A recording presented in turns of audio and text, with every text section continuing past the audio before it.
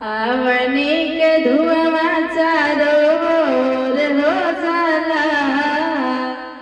आवनी के धुआं चारों ओर हो जाला।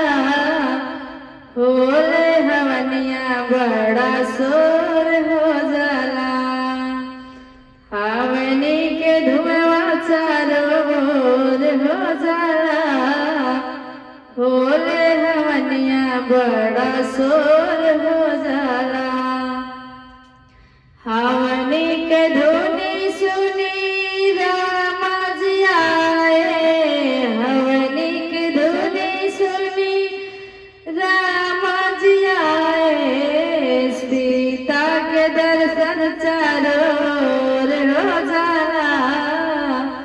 सीता के दर्शन चारों ओर हो जाला।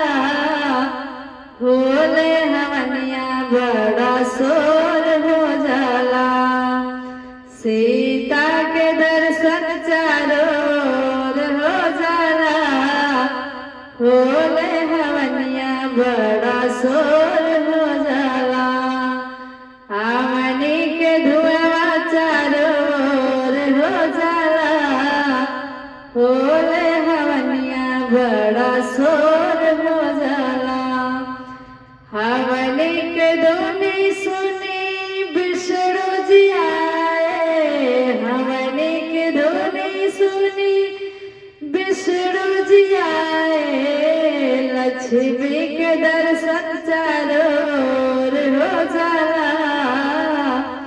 लक्ष्मी के दर्शन चारों ओर हो जाला। होले हवनिया बड़ा शोर हो जाला। लक्ष्मी के दर्शन चारों ओर हो जाला। होले हवनिया बड़ा शोर हो जाला। आवनी के धुआं चारों ओर हो जाला। होले हवनिया बड़ा शोर हो जाला।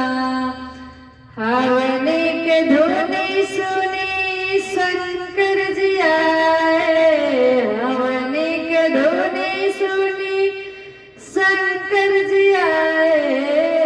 गौरा के दर्शन चारों ओर हो जाला।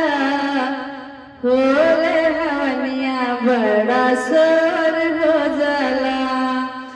गौरा के दर्शन चारों ओर हो जाला। होले हवनिया बड़ा शोर